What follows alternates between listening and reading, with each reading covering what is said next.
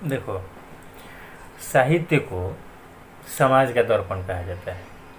यानी वर्तमान परिवेश को जो भी है, जब भी जो साहित्य लिखा गया है तो उस समय की स्थिति क्या है, सामाजिक स्थिति कैसी है, लोगों का रहन सहन कैसा है, या समाज में क्या चल रहा है, ये सब कुछ हम उस समय के साहित्य को देख करके उसका अंदाज़ा लगाते हैं। अब जैसे आज के गीत, जब आज के गाने जो लिखे जाते हैं वो भी हम लोग सुनते हैं, पुराने फिल्मों के गाने भी हम लोग सुनते हैं, आज के कवियों की रचनाएं भी हम लोग पढ़ते हैं, पहले के कवि की रचनाएं भी हम लोग पढ़ते हैं। हम कुछ अंतर पाते हैं ना, कुछ अंतर पाते हैं। तो आज जो हम लोग देखते हैं गीत में, सिनेमा में, या अन्य कवि की रचनाओं वगैरह में, नहीं, तो जितनी आधुनिकता हमको दिखती है उसी हिसाब से हम लोग आधुनिक भी हैं, उसी हिसाब से हम लोग हैं। नहीं, आज की कहानियों में हमको वर्णन मिलेंगे ट्रेन के, हवाई जहाज़ के, मोटर बोट के। आज वो सब चीज़ है। पहले की कहानियों में हमको जैसे प्रेमचंद की कहानियाँ वगैरह हम लोग पढ़े हैं इसके पहले, नहीं, तो उसमें खपड़ेल घर है, बैलगाड़ी की चर्चा है, नाव की चर्चा होगी। तो उस समय का परिवेश भी वैसा ही था, उस समय के लोग भी वैसे ही अपना जीवन यापन करते थे। अब होता क्या है कि साहित्यकार जो होते हैं वह अपनी रचनाओं से समाज को बदलने का भी प्रयास करते हैं। तो समाज को बदलने का प्रयास करते हैं। जैसे अब उनको समाज में कहीं कुछ कमी दिख रही है, कुछ बुराई दिख रही है, कुछ आडंबर दिख रहा है, कुछ अंधविश्वास दिख रहा है, नहीं, तो उस सब को भी वो चाहते हैं कि समाज से इसको हम निकाल लें, या लोगों की जीवन शैली में बदलाव हो, लोगों के सोच में बदलाव हो, तो उसको भी वो समय समय पर अपनी रचनाओं से, मतलब जो जागरूक साहित्यकार हैं, जो समाज के हित में सोचते हैं, जो सिर्फ अपने फायदे के लिए नहीं सोचते हैं, वो लोग अपनी रचनाओं में इन सब चीज़ों को भी शामिल करते हैं और अपने हिसाब से समाज को बदलने का प्रयास करते हैं। अभी जो हम लोग पढ़ने जा रहे हैं ललद्यत के संबंध में, तो अभी जो तुम्हारे पाठ्य पुस्तक में शामिल है, जो किताब में है, नहीं, तो ये एक तरीके से समझिए कि भक्ति की भी रचना है, नहीं, और कुछ हमको सचेत करने वाली, जगाने वाली बातें भी इन्होंने लिखी हैं। इनका जन्म 1320 ईस्वी में। तो 1320 ईस्वी का मतलब क्या हुआ? आज से 700 साल पहले। 2020 21 चल रहा है ना, 21 चल रहा है, ये आज से कितना साल पहले? लगभग 700 साल पहले इनका जन्म हुआ था। तो आप उस समय के समाज, उस समय के परिवेश, उस समय की तरक्की का अंदाज़ा लगाइए कि 700 साल पहले हम लोग कितने पीछे होंगे आज के लिहाज से। मतलब 1391 ईस्वी में तो इनकी मृत्यु मानी जाती है, ऐसे कोई प्रमाण नहीं है, लेकिन मृत्यु मानी जाती है 1391 में, नहीं, तो उस लिहाज से भी देखें तो 1320 में इनका जन्म हुआ, 1391 में मरी, 70-71 साल, तो 600-650 साल ऐसे ही हो गया। अरे जन्म लेते लेते तो कविता नहीं ना लिखने लगी होंगी, नहीं, तो 600-650 साल पहले के परिवेश का कल्पना करो, 600-650 साल पहले के समाज की कल्पना करो। बचपन में जैसे लोगों के नाम रखे जाते हैं घर में, अलग अलग नामों से अलग अलग लोगों को बुलाते हैं, जैसे तुम अपने ही नाम ले लो, नहीं, तो बचपन में इनको ललद्यत, कोई लल्ला कहता था, कोई ललेश्वरी कहता था, कोई लल योगेश्वरी कहता था, ऐसे कह के इनको बुलाए जाते थे बचपन में, ठीक है। जैसे हम रसखान की रचनाओं को रसखान की रचनाओं को सवैया कहते हैं, जैसे कबीर के दोहे को हम साखी कहते हैं, ठीक है, सूरदास ने जो लिखा उसको पद कहते हैं, नहीं, तो वैसे ही ललद्यत की जो रचनाएं हुई इसको हम लोग वाक कहते हैं। इसको क्या कहा जाता है? वाक कहा जाता है, ठीक है। वाक एक तरीके से, वाक का मतलब बात होता है, हम कथन, हमने जो कहा, नहीं, लोग कहता है कि हमारा वाक झूठा नहीं जाएगा, वाक कहता है, कोई वाक कहता है, हाँ, मेरा कहा हुआ झूठा नहीं जाएगा, चाहे मेरा कहा हुआ, कुछ लोग कहता है कि मेरा कहा हुआ पड़ जाएगा, चाहे मेरा कहा हुआ सच हो गया ना, नहीं, वही वाक कहलाता है। लौलदेद ने अपनी रचनाओं में जाति धर्म वाली बात जो हम आजकल देखते हैं सुनते हैं, जाति धर्म की राजनीति लोग करता है, नहीं है, जाति धर्म का पक्ष लिया जाता है, जाति धर्म जो अपने की प्रशंसा की जाती है, दूसरे की निंदा की जाती है, लौलदेद की रचनाओं में ये सब चीज़ नहीं मिलेगा।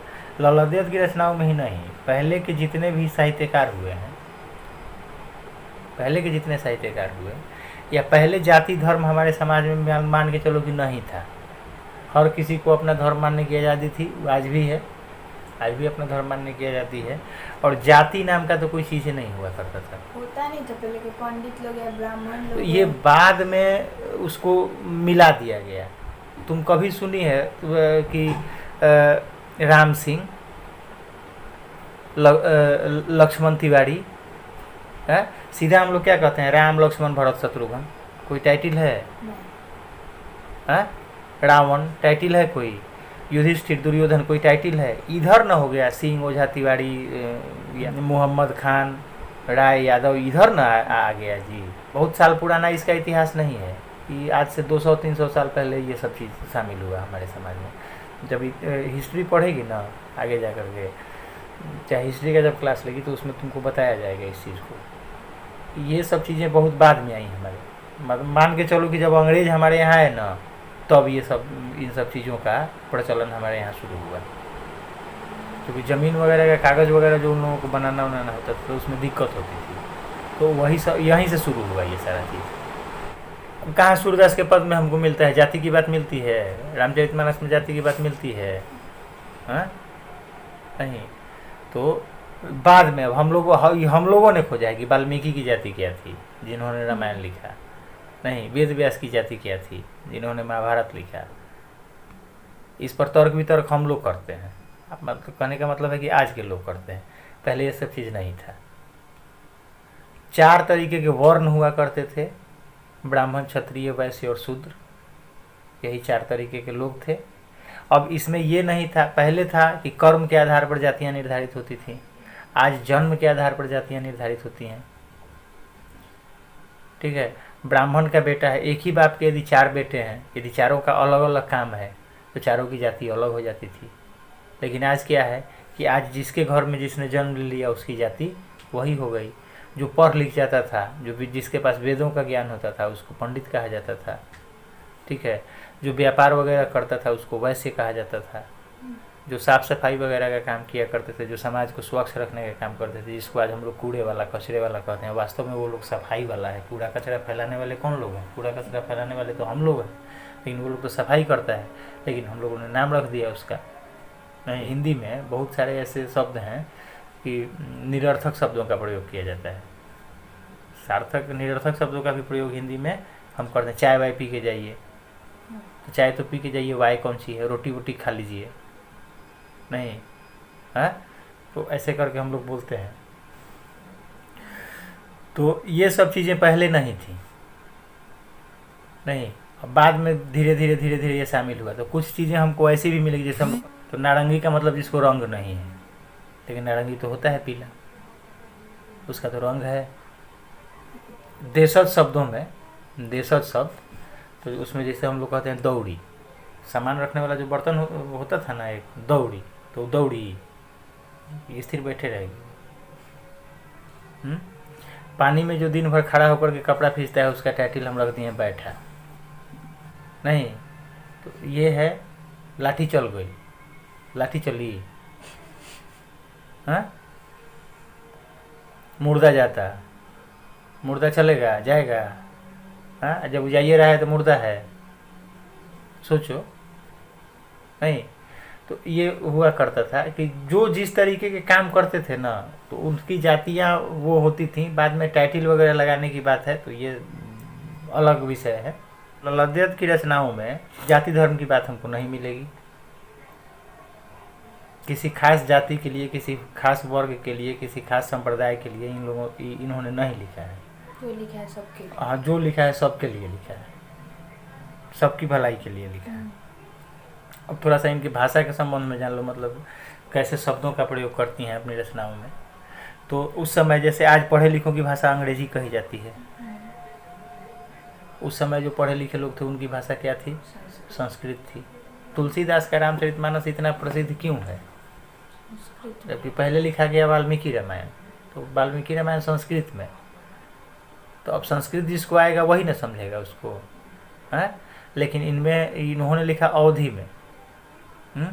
तो ये भाषा सबकी समझ में आ जाती है। तो ललदेव ने अपनी रचनाओं में भारी भरकम शब्दों का प्रयोग नहीं किया, वो पंडिताई वाले शब्दों का, संस्कृत शब्दों का प्रयोग नहीं किया, इसलिए इनकी रचनाएं सबकी समझ में आई। अब जैसे मान लो तुमने पूछा कि सर रवि का पर्याय बताइए, रवि का पर्याय, तो रवि का पर्याय तुमको बता दिया गया भास्कर, मार्तंड। तुमको पता नहीं है कि अब एगो रवि नहीं जानते थे, अब उलझ गए किस में जाकर के? भास्कर में उलझ गए। अच्छा ये समझ में नहीं आ रहा है, तब मार्तंड कह दिया गया। अब उसमें जाकर तो आप तो उलझते चले गए उसमें, नहीं, लेकिन सीधा कह दिया गया कि रवि का मतलब सूरज, तो तुरंत जान गए ना, है कि रवि यानी सूरज होता है, हाँ?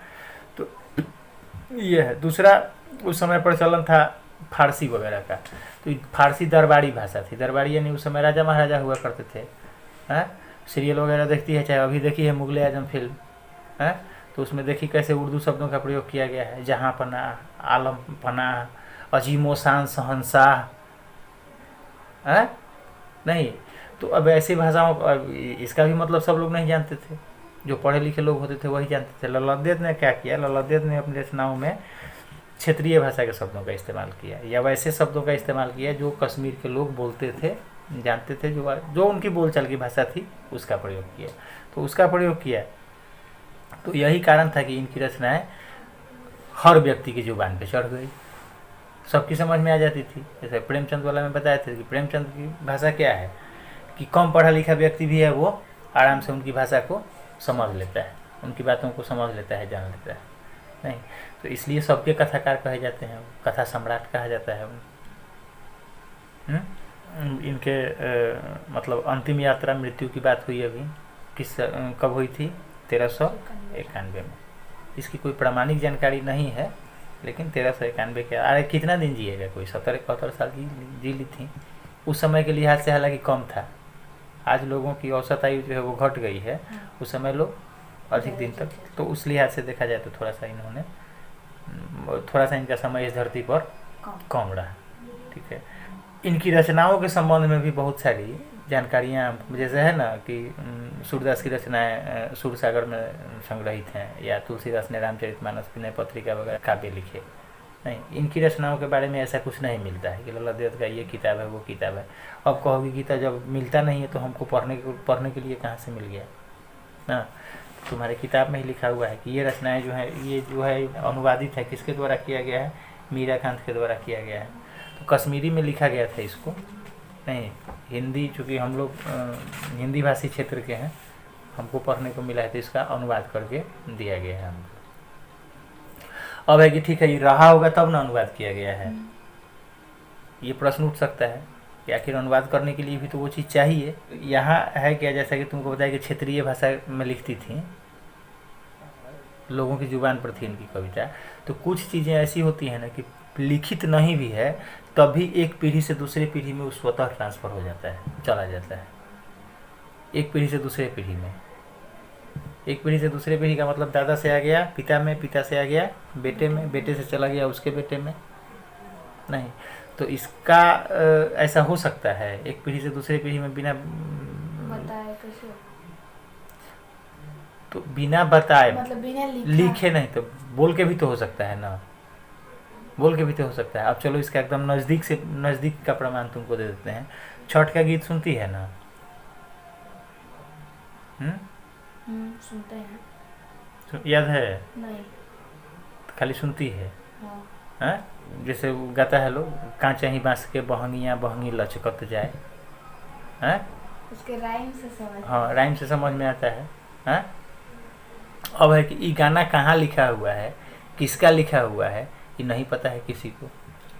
या शादी विवाह में बहुत सारे मौक़ों पर ऐसे गीत गाए जाते हैं,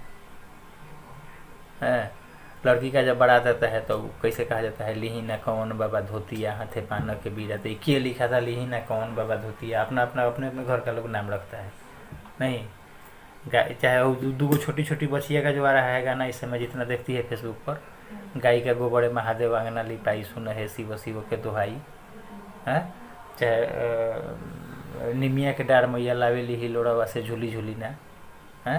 तो इन सब गानों या जैसे फगुआ गाते हैं लोग, राम खेले होड़ी लक्ष्मण खेले होड़ी लंका गढ़ में रावण खेले होड़ी, पता नहीं है कि कौन लिखा है इसको, लेकिन आज से 100 साल पहले भी ये गाया जाता था, आज भी गाया जाता है।